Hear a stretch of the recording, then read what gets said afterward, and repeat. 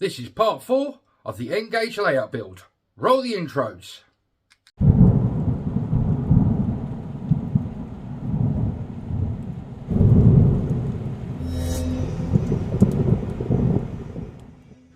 Hello YouTubers and welcome back to Chelmswood Junction. I'm Peter. As the title suggests today, and as you can see from the thumbnail, this is part 4 of the N-gauge layout build. Been quite busy this week. I've had a delivery from DCC Concepts. I've had the solder come through from them. I've been out to Tony's Train to Rugby and purchased the points that he had ordered for me, and also some flexi-track as well, and the usual fish plates and pins. And we've also had a new arrival, as you've seen from the review and history video from a few days ago, and I'm thought to give you a bit of an update today of what's been happening with the railway, how it's going so far, and we're also going to try and have a little bit of a running session. So stay tuned to the end for the running session, and I'm also going to show you literally straight after this of how I install and get a point ready for being put over to a point motor. So without further ado, I'm going to show you how I do get my points ready for DCC point motor install, and then we'll go from there. Right guys, this is not a how-to, I'm just showing you how I get my points ready for installation of any point motor. So at the moment, as you can see, the point is there, it's only got the one pin there, and the track there is all pinned in. So before I do anything else, I get a pen like this with a very fine point at the bottom. This is a black one. I then find the furthest hole where the point motor blade will go through, and I'll just wiggle the point from side to side, make sure it's on the floor. Hopefully it's marking it underneath. Hopefully. Once that's done, if I put the light on a bit, that's better. Quickly remove the pin. I'm going to try and do this in real time for you guys. Need the other pliers. There they are. There they are.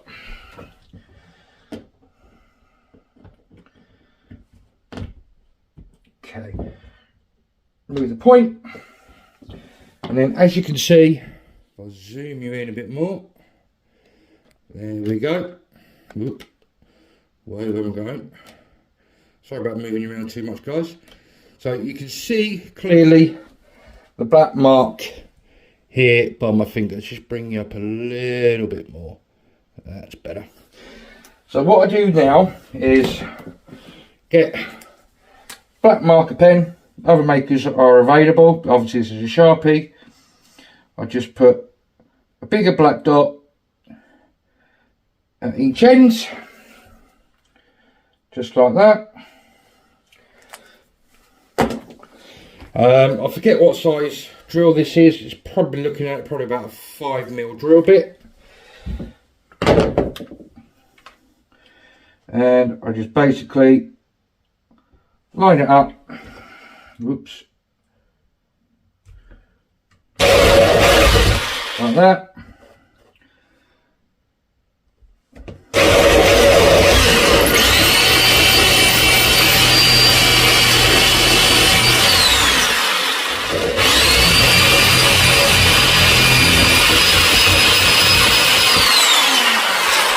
Sorry about the noise there, guys. Bringing the two holes together quite simply.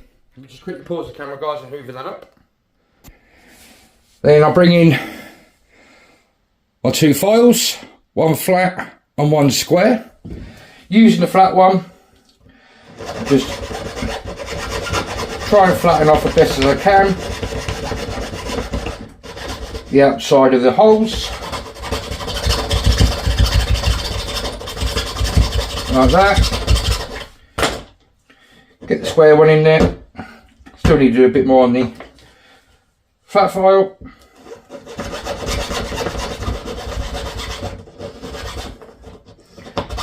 This is the worst part about it, guys. Should we quickly pause the camera, guys? So that's the hole now cut. Just going to try and zoom in out a bit, guys. We now, without trying to block the camera's view, realign, making sure that the hole's in the right place, which it is. And before I physically put the point in, I'll find one of my other little tools, spare me 2 secs, which is one of these dentist kind of apparatus that you can buy on eBay. And what I'm going to do is remove that spring there. So I can't do this on camera because it is very, very tiny, but you just push your point to one side, which shows up the spring, give it a quick tug, and hopefully it comes out, and there it is. Well, there it goes. So that's the spring removed. So I now realign the point back up, making sure she's straight, which I think she is. Grab hold of my pin.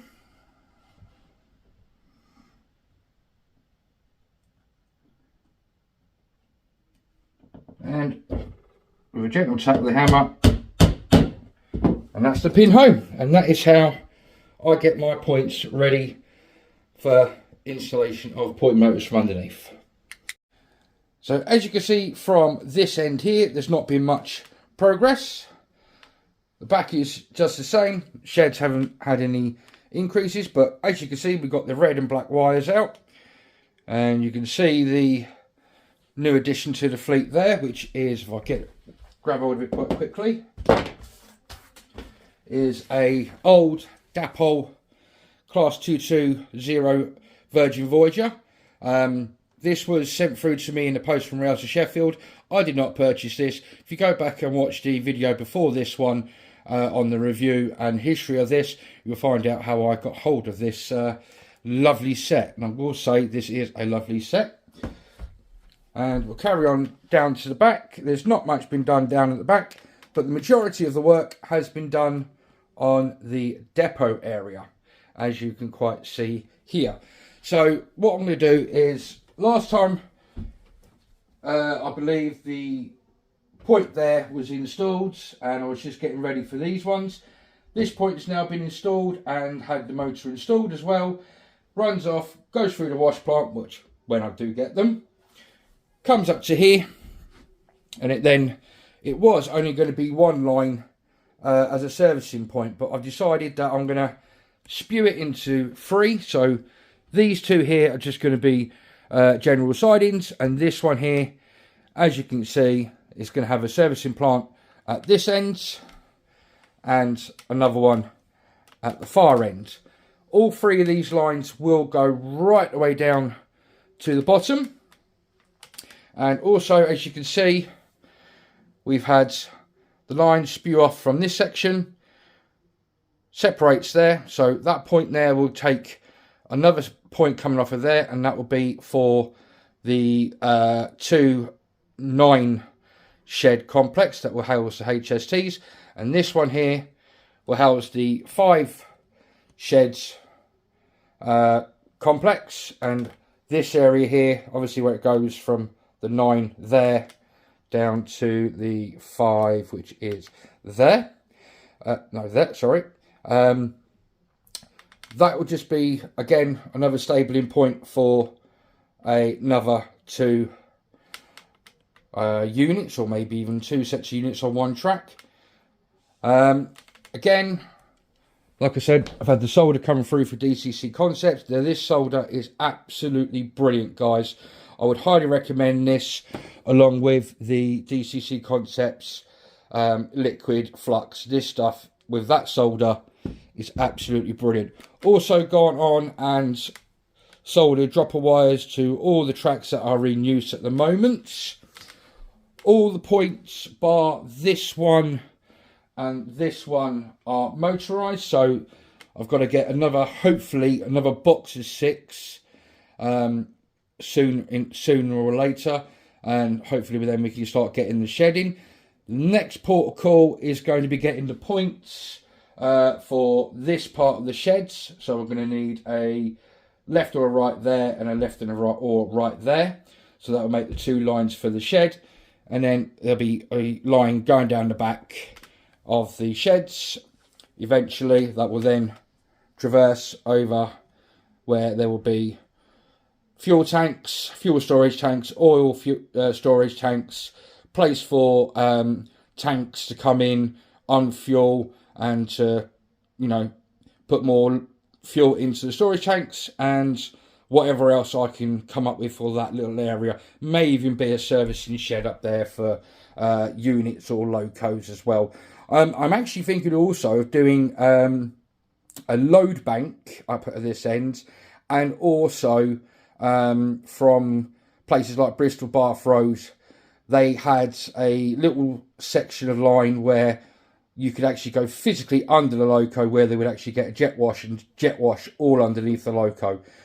So hopefully that will be something that I could do in there as well. Apart from that, it's coming on nicely. It all has been tested. So I am going to get the trains running so we can have a little bit of a running session.